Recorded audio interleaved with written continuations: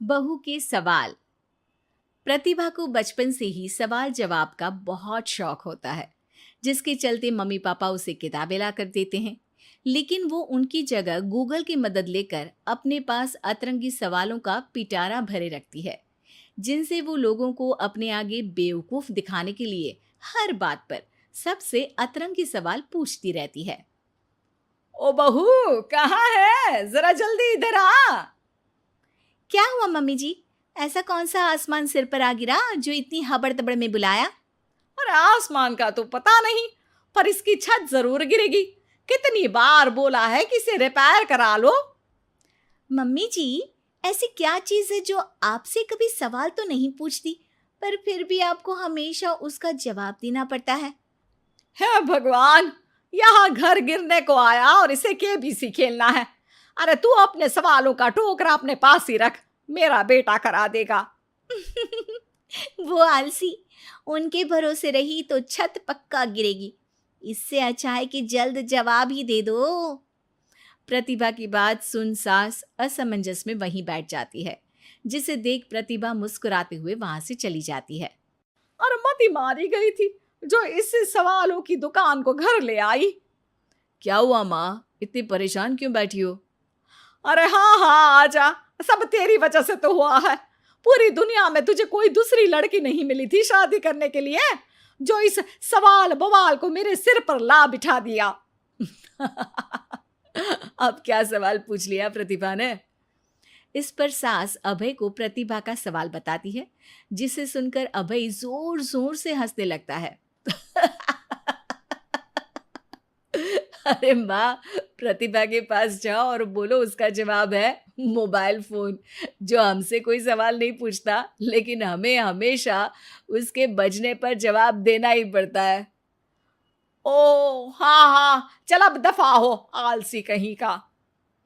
इस पर अभय के वहां से जाते ही सास प्रतिभा के पास जाकर उसे जवाब दे देती है, जिसे सुन प्रतिभा हैरान रह जाती है, लेकिन अपनी बात के चलते छत की रिपेयरिंग का काम करा देती है।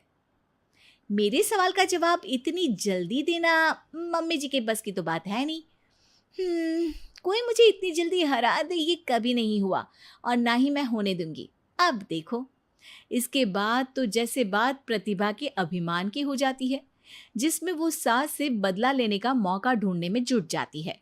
एक दिन, आज ना हमें पड़ोस वाले शर्मा जी के घर डिनर पर जाना है, तो अपने सवालों को घर पर ही छोड़कर जाना, समझी? सास की बात का कोई जवाब दिए बिना प्रतिभा वहां से चली जाती है, और रात को शर्मा जी के घर पहुंचते ही उनके बच्चे के साथ खेल खेलने के बहाने अपने सवालों की गाड़ी शुरू कर देती है। पापा, आंटी बहुत सवाल करती है, मुझे उनके साथ नहीं खेलना। अरे ना ना बच्चा, आंटी आपकी नॉलेज के लिए ही तो पूछ रही होंगी ना। अच्छा तो बताओ, एक लड़की 50 फुट की सीढ़ी से गिरी, फिर भी उसे चोट नहीं लगी, क्यों? बच्चे की बात सुनकर शर्मा जी सिर खुजाते बैठ जाते हैं। अब अरे बच्चा, जाओ खिलौने से खेलो, जाओ जाओ।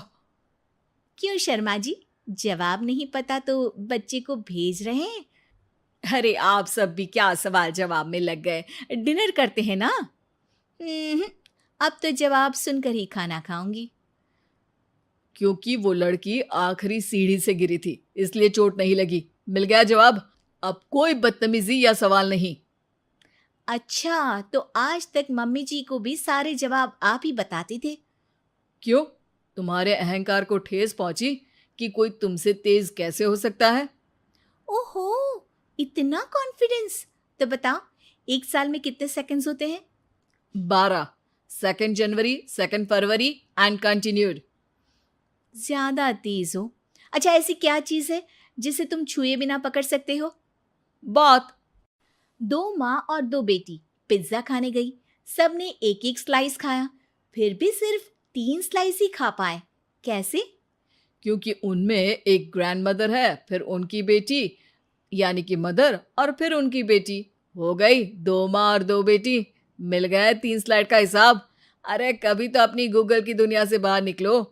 अपने आप को अगर इतना ही तेज समझती हो तो अब तुम मेरे सवालों का जवाब दो। कौन सा फूल सबसे अच्छा है? किसका दूध दुनिया में सबसे ज्यादा अच्छा है?